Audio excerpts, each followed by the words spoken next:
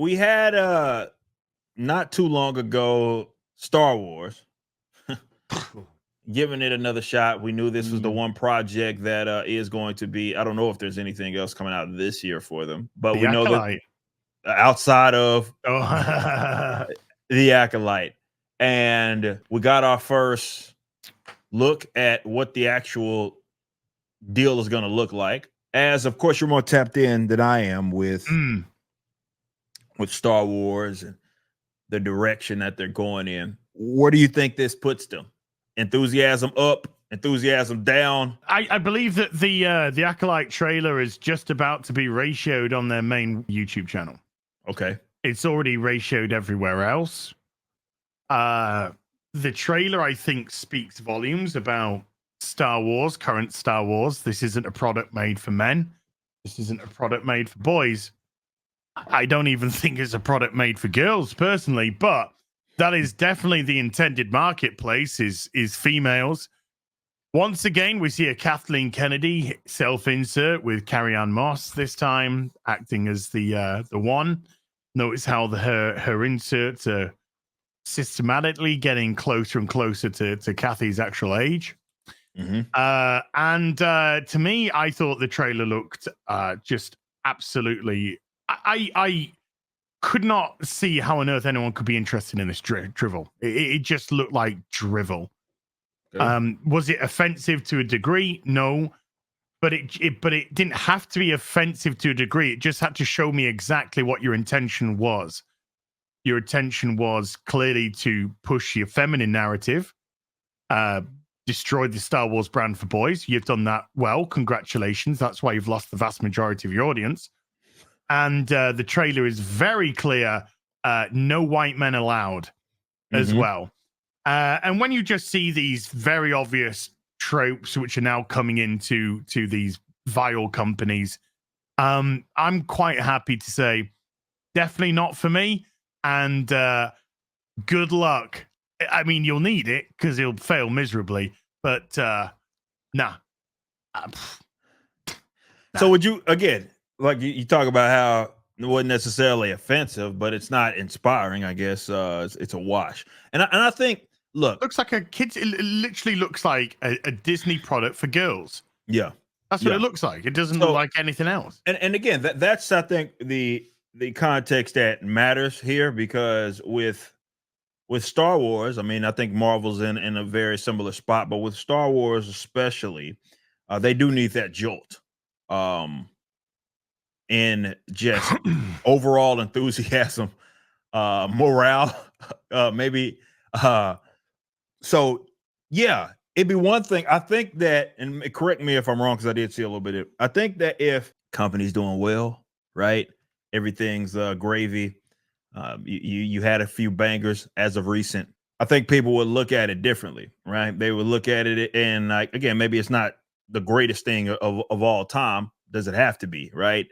But when you're trying to inject that, again, jolt into the morale of the, not just the company, but just general enthusiasm with your customer base, you got to come out swinging at this stage, right? If not for the duds, you kind of got to come out. You got to come out swinging.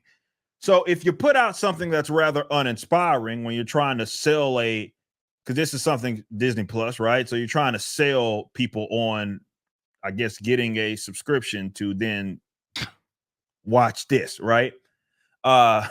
So that's a tall order, right? That's a tall order. And I think that's what makes this so interesting to me. It's like you need that jolt, and by all accounts, you didn't get it. And I think it does speak to where Star Wars is right now. And maybe this is something that could be attributed to the rest of the industry, entertainment industry altogether, because really we're seeing a lot of similar things happen with a lot of mainstream big brands. So I empathize with it that, yeah, it's not offensive, but at that point, it's like understanding where Star Wars is right now. You got to come out swinging. Ahsoka failed miserably. Yeah. With known characters to the Star Wars brand, Ahsoka, Rebels, but it failed miserably. Its viewing figures were absolute garbage. and that was shown off. So you think that Ahsoka brought any new members into subscribers to Disney Plus? No. Right. We've talked about this before. It's just a money pit. It's billions, losing billions.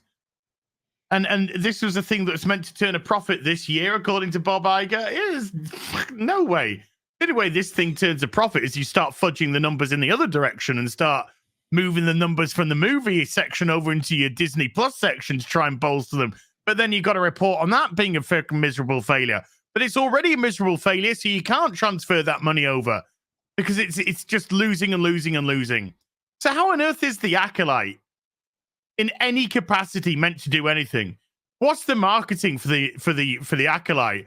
The woman, the former personal assistant to Harvey Weinstein that fed him women to rape, going in front of the camera going, "Oh, this is my..." You're right, mate. You're right. You go down the wrong hole. Run down the wrong hole. Okay. Going up on the camera and going, "Oh yeah, queer representation. When I was growing up, I just wanted to see queer. I'm queer, by the way. Did you know that I'm queer? I'm queer. I'm doing Star Wars and I'm putting it into the lens of queer." That's your marketing. Congratulations. You just turned nobody onto your product whatsoever, and most likely turned most people off because they were like, oh, okay, thank you for that. I think I'll pass. This is not what people want to hear when they hear people talking about their product. Clearly hasn't got a fucking clue about Star Wars in the slightest. This is just more narcissistic, in fuckery when it comes to Kathleen Kennedy and a cabal of feminazis that she's accrued over the years. So by time Kathleen Kennedy steps aside, just some other feminazi will take over to make sure that the rot's already set in. We know that the rot's in with Iger, and we know that George Lucas is all, pro-rot. So what has somebody who's remotely interested in Star Wars got to be excited for with this? Fucking nothing. That's the key. I think, again, that's the key, and that is the context of what we're discussing, or what should be discussed when looking at Star Wars right now.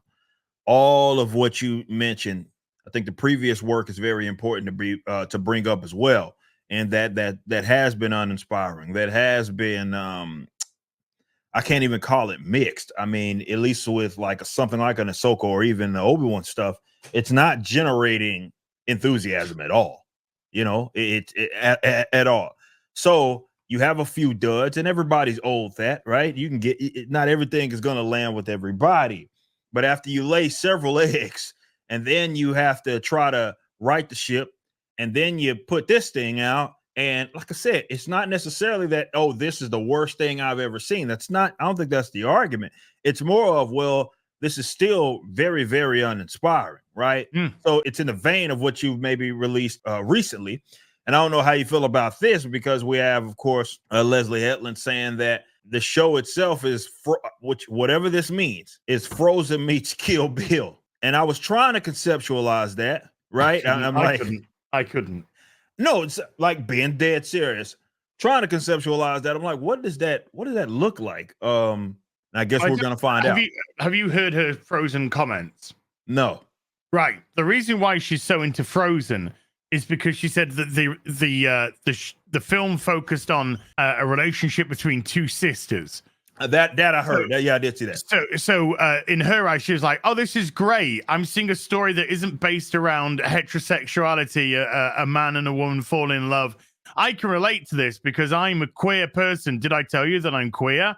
Yes, my whole life revolves around my queerness and my queer identity, and I want to shoehorn it into every queer thing that I do, which is queer.